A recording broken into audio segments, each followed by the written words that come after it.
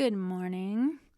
Well, today's December 4th, 2021, and I woke up this morning almost like in a panic attack. I hate when that happens. I don't know if I had bad dreams or whatever, but I woke up really early this morning and just felt in a state of panic. That's my go-to on when I'm feeling weak. People have all different go-tos. It's typically either anger or depression or self-rejection. I go into a state of panic. That's my go-to. I start to worry. I think everything's just going to go wrong.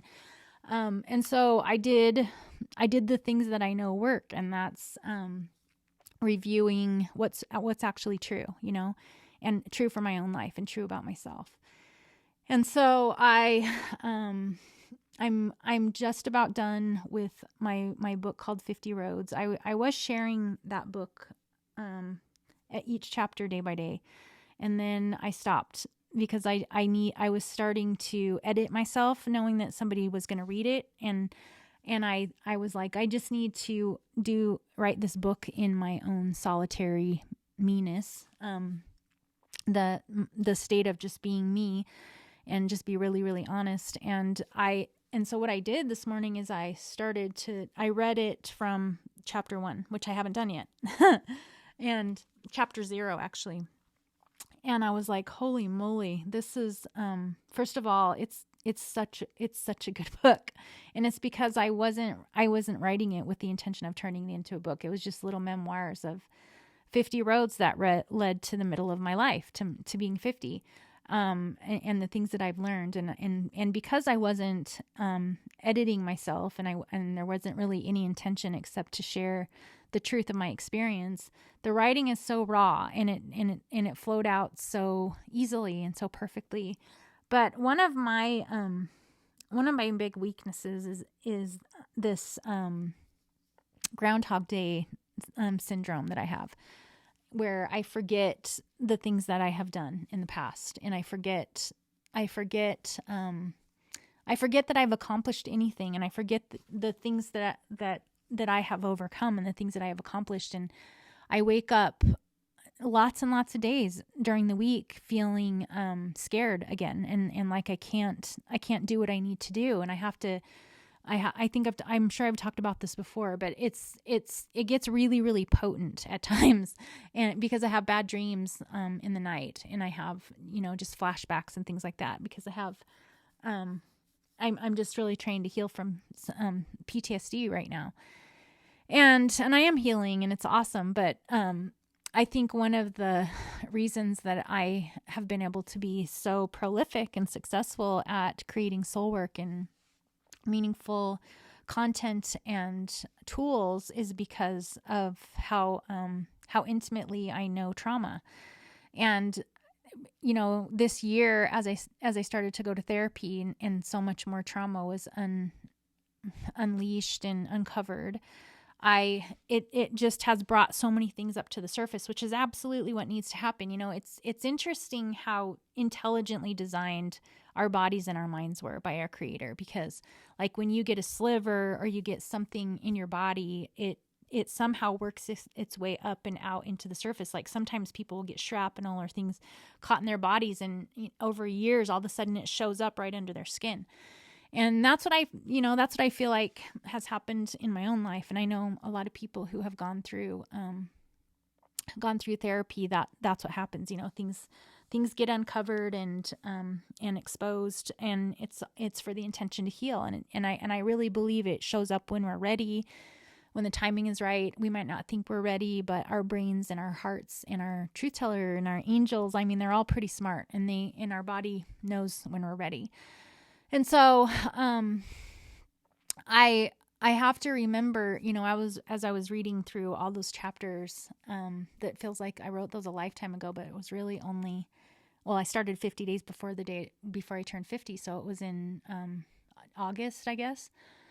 And now it's December. I wanted to finish it on my 50th birthday, but a lot of things happened, and I was thinking, and I think that's one of the things I was thinking about this morning is, just we got COVID in the middle of that. And then Mark broke his shoulder, and some things happened in my life that I had to stop everything and take care of. Things that I prayed my whole life would never happen, that I had to just stop everything and take care of those things. I was, what my truth teller told me this morning is, do you see how you got through your biggest fear, And I was mad at my truth teller because, when Mark first had his accident, I just said, I can do this. Like, I can do this. I can stay married to somebody who can't feel love and doesn't love me. And I don't know if they'll ever be able to live a normal life. Like, I can do that. I can do it, but don't ever do anything to my children.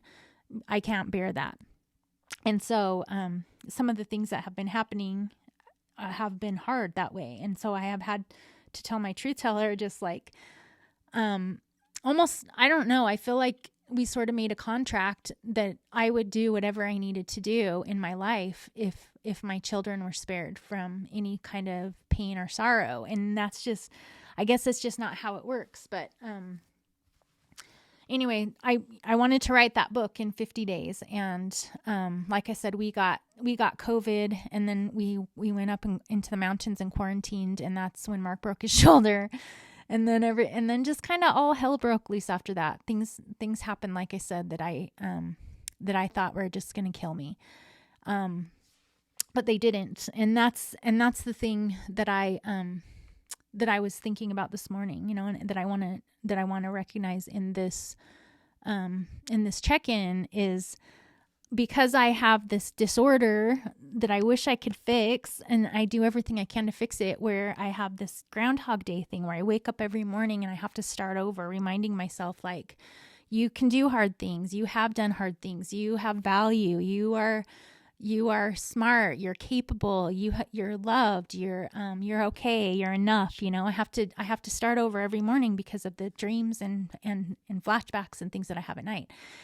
And I do it again and again and again. And so, anyway, today, and then I just looked at the sheer amount of things that I've been able to accomplish over the last months since what I did was, after Mark broke his shoulder, I was just like, I don't know how I'm going to do this. Like, I don't know how I'm going to do this. Like, I don't know how to do the things he does that have to be done.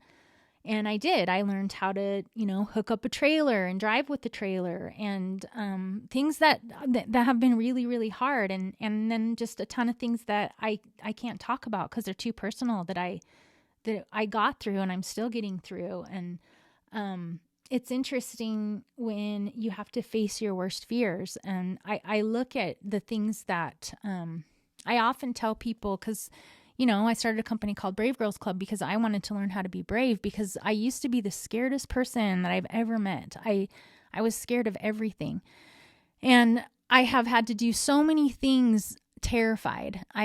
But I'm getting to a place in my life where I'm not terrified anymore. I'm just tired, and that feels really good. Like, but then I wake up and it's like in the night, I regress and I go backwards, and I have to wake up in the morning and go, lady, you can do this. Like, you have done this. You've done this a bunch of times. You're just still, all these beliefs are coming up, just like a sliver. Just like I said, they're coming up and they're surfacing and wanting to be pulled out like an old sliver. And it just takes a lot of discipline and a lot of energy and a lot of focus and a lot of remembering, like, what we're here on this planet for, remembering, your why. Like, why is it worth it? There's this song I listen to every single morning by Jason Mraz called Love is Still the Answer. And I listen to it, and I listen to it when I take a shower. I just stick it on top of the toilet, and I listen to it the whole time I'm showering, because there's this line in there that says, the question I'll ask, let's see. I think it says, the question I'll ask till the end of my days is, why should I pick myself up and start over again? It's something like that. I can't believe I don't know the actual exact words, because I play this song several times a day. But I have to remind myself, like, why is it worth it to pick yourself up and start over again? And it talks about, Let's see. There's only one answer that matters, even when your heart and your dreams have been shattered. Whatever you want, whatever you are after, love is still the answer. And I think that a lot. And I used to think that love was supposed to be this smushy, gushy, sweet, tender, lovely, wonderful, pleasant thing. But what I've learned is love is messy, and love creates grief. And what I mean is, like, when the different stages of love and the different stages of life and relationship and growing and learning and becoming, when each of those things ends or moves on to the next stage or whatever, you grieve. And you don't grieve unless you love. And so there's two ends of this stick. Like, it's so risky to love, it's so risky to love and to be a loving person, and I have had that since I was born. Like, I love everything and I love everyone. And so I grieve a lot, and I'm really not sad. I'm just thinking about things that a lot has come up to the surface this day, and I'm grateful for that. But I wanted to just acknowledge myself, how I got through this morning, I don't know what you call it, an episode that could have spiraled me so far down. I just am proud of myself for catching it and getting myself back on track. Because I'm writing a really good book right now, and I'm creating a really epic course right now. I have, over 150 people taking my certification right now that are going to go out and be love stormers and serve and love each other and serve and love themselves. And that is such a beautiful thing. And I'm creating an audio book right now, and I'm just doing a lot of things. And I'm simultaneously trying to rebuild our life and help my husband to heal and help him to not spiral down further as he does in the winter, and worrying about people that I love. And it's just a lot, but I'm doing it, and I'm so freaking proud of myself. And so I want you to be proud of yourself. I love how much I love Brene Brown. I'm sure you do too. If you don't, you should check her out, because you will love her. I can't wait to read her new book when I'm done writing my book. But I love how much she talks about the power of vulnerability. And it's important to me, because I have, one of the reasons I had a nervous breakdown is because I got confronted with some things that I thought were true, and found out that they weren't. Things that I, based so much of my life on, and so much of my security in my life on.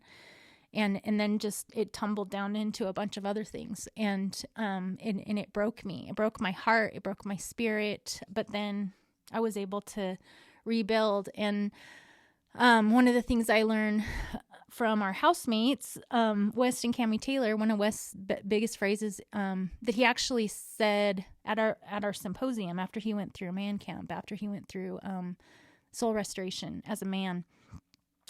All the men came to symposium, and they were up on the stage, and West said that vulnerability is the new badass.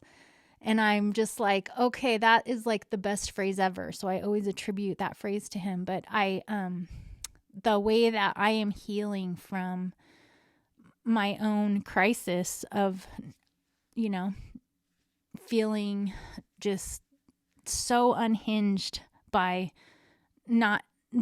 thinking something that was true that wasn't, and just all the domino effects after that of just destruction, it felt like, is that the vulnerability and being true with myself and how I actually feel is the thing that's going to pull all these slivers out. And so that's why the only thing that I have to offer these days to our beautiful human family is my story.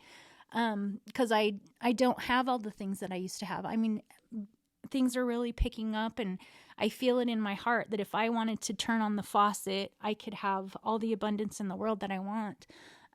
But I don't want to play games anymore. I don't want to participate in any more rat races. I don't want to participate in things that destroy people. I just don't. And so I'm trying to find the balance of getting my work out in the world and not hurting, and not participating in anything that hurts anyone.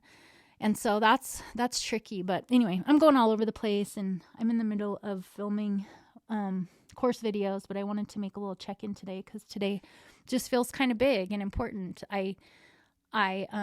One of the things Dr. Joe Dispenza says is that if you can stop yourself in the middle of a thought pattern and do something totally different, that's when your life is going to start to change. And I feel like I'm learning how to do that. When I start to spiral into these fear spirals, and I stop myself and I say, nope, we don't do that anymore. We don't indulge in this slide like Chutes and Ladders. Like you get so far and then you hit a place in the game and you slide all the way back down, sometimes to the very beginning. And I'm just not going to do it.